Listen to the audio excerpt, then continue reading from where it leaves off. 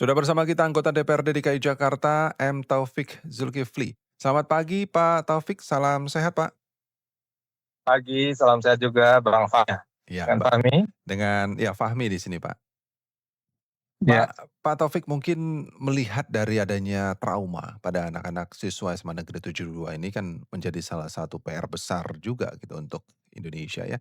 Tapi bagaimana mungkin Pak Taufik melihatnya adanya ledakan, terus juga adanya ketakutan lagi untuk bersekolah meskipun sekarang sekolahnya dari daring gitu ya. Bahkan ada yang mau pindah sekolah ya. gitu. Bagaimana tanggapan Pak Taufik? Ya, ini memang saya juga turut prihatin pertama ya bahwa ternyata efeknya tidak sebentar ya, cukup Iya. panjang ini efek dari ledakan yang terjadi di sekolah SMA Negeri 72 Kelapa Gading Jakarta Utara dan anak-anak yang masih muda memang ya. Jadi artinya relatif muda lah, remaja gitu ya.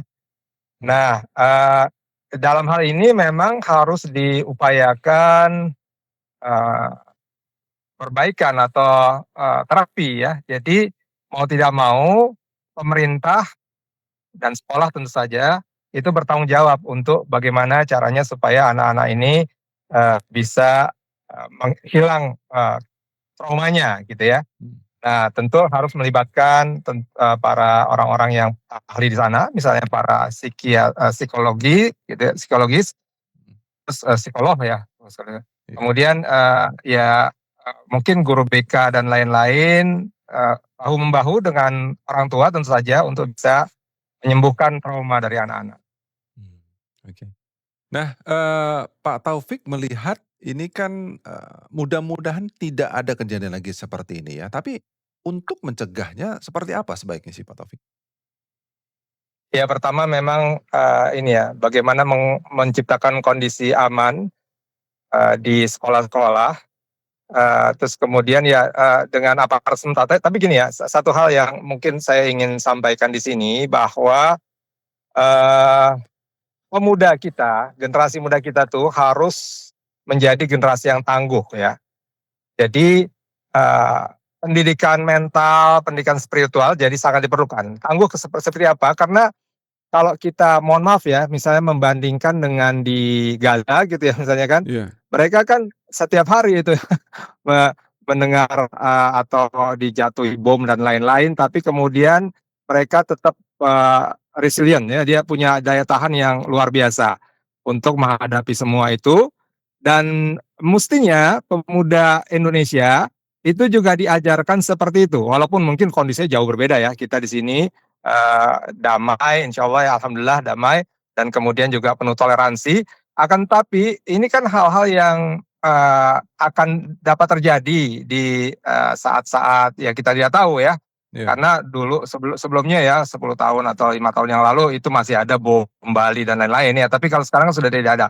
Nah, tapi tetap saja ketika kondisinya seperti ini, pemuda-pemuda kita ini, generasi muda kita ini harus diajarkan untuk bisa tangguh ya, bisa tidak terlalu rapuh untuk mendapatkan kejadian-kejadian ada coba-cobaan yang seperti bom ini ya bomnya bom kecil juga sebenarnya Iya. rakitan. Nah, diperlukan memang tadi pembinaan dan pendampingan dari orang tua dan dari guru ya, dari masyarakat, dan tentu harus dikoordinir oleh pemerintah. Nah, itu yang mau saya tekankan sebenarnya. Ya. Baik. Nah, selama ini kan juga pemerintah sudah cukup mensupport ya, Pak, Taufik ya. Kalau kita lihat dari Gubernur DKI Jakarta, menaruhkan, perhatian khusus juga terhadap, kasus ini gitu dan harapannya juga tidak ada lagi ke depannya anak-anak yang seperti ini. Tapi balik lagi, eee, peranan guru BP juga dalam sekolah dan orang tua juga, ini kan trigger-nya salah satunya adalah pembulian ya, Pak Taufik? Iya, oke ya, ya memang dari awal memang ada hal-hal tadi ya. Mhm. Eh, Pertama memang pembulian ini atau hal-hal yang menyebabkan suasana di sekolah itu tidak bagus ya.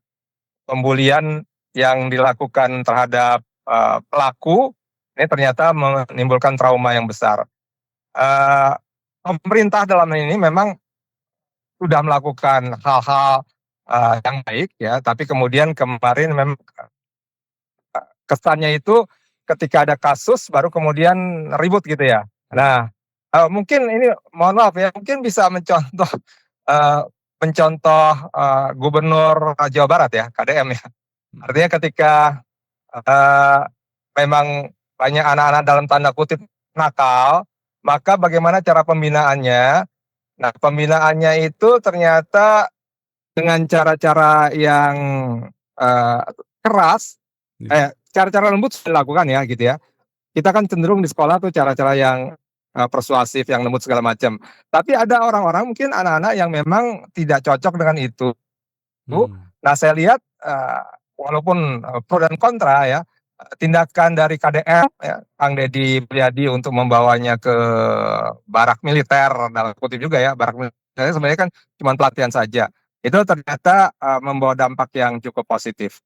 Saya tidak menyatakan bahwa, kita harus seperti itu ya, tapi, kita harus mencari cara ya, yang selama ini mungkin masih konvensional untuk mendidik anak-anak secara spiritual, mental spiritual seperti apa, dengan Iya. cara yang lebih progresif lagi, supaya pertama ya, anak-anak itu tidak cenderung untuk membuli, yang kedua tadi yang saya katakan di awal, bahwa mereka bisa menjadi generasi yang tangguh, gitu Baik. kira-kira Bang Fahmi. Kalau Pak Taufik, melihat mungkinkah harus ada kegiatan-kegiatan yang, ekstrakurikuler yang lebih bermanfaat gitu buat anak-anak biar mereka tidak, apa ya, tidak terfokus pada mungkin, permainan game atau pembulian Gadget, atau seperti apa itu, ya, sebaiknya heeh, seperti apa sih Pak Taufik? Karena ini saya takutkan nanti ya selain ini kan kemarin kita juga sudah ada dengar lagi berita yang tidak mengenakan juga dari salah satu sekolah bahkan sampai meninggal dunia gitu ya.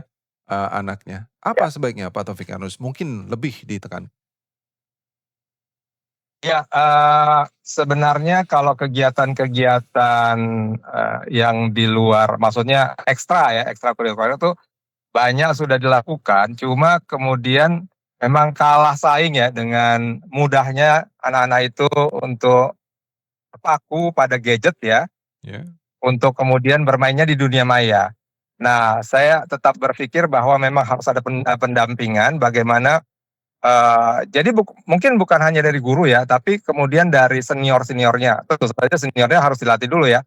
Bagaimana Mhm. caranya untuk membawa adik-adiknya, guru-guru juga membawa siswa-siswinya, murid-muridnya untuk bisa berkegiatan yang luar ya, yang fisik ya. Ya. Jadi tidak terpaku pada dunia maya.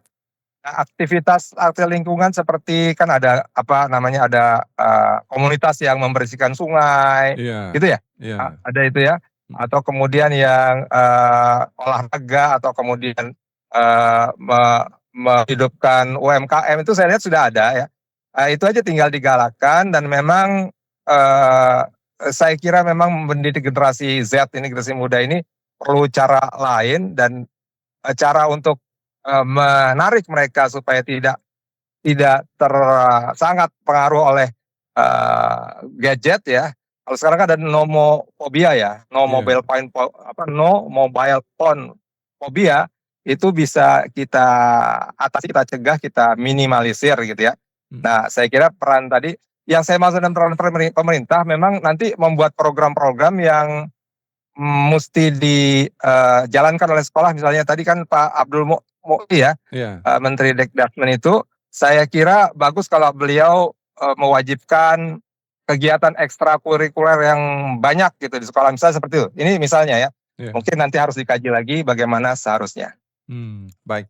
Terakhir mungkin Pak Taufik ada yang ingin disampaikan kepada orang tua juga tentunya yang memegang peranan penting pada anak-anak mereka nih Pak?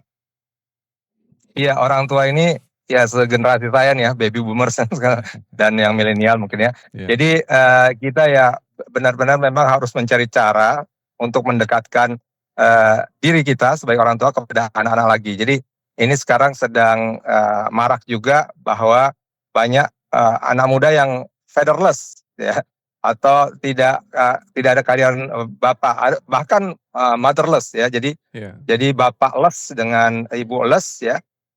Karena, walau bagaimanapun, itu pendidikan yang utama yang pertama yang mereka dapat adalah dari rumah. Contoh dari orang tuanya seperti apa, kalau orang tuanya memang juga, nomophobia tadi ya, yang terlalu, terlalu, sering bergadget gitu tanpa memperhatikan anak-anaknya, apalagi pendidikan anak-anaknya, itu mereka akan mencontoh gitu ya. Jadi Mhm. saya sekali lagi kepada diri saya sendiri sebenarnya ya, dan orang-orang tua dimanapun berada, maka coba kita kembali introspeksi bagaimana pola pengasuhan kita kepada anak-anak kita. Perbaiki itu, mudah-mudahan mereka akan menjadi lebih baik. Baik kalau begitu. Pak Taufik terima kasih sudah berbagi informasi, kita doakan mudah-mudahan kasus seperti ini tidak ada lagi ke depannya dan mudah-mudahan peran orang tua dan guru juga semakin baik ya Pak Taufik. Iya. Sama-sama, Selamat kita pagi. berharap semua. Iya, salam sehat Pak Taufik. Pagi. Assalamualaikum warahmatullahi wabarakatuh. Ya, itu dia anggota DPRD DKI Jakarta M. Taufik Zulkifli.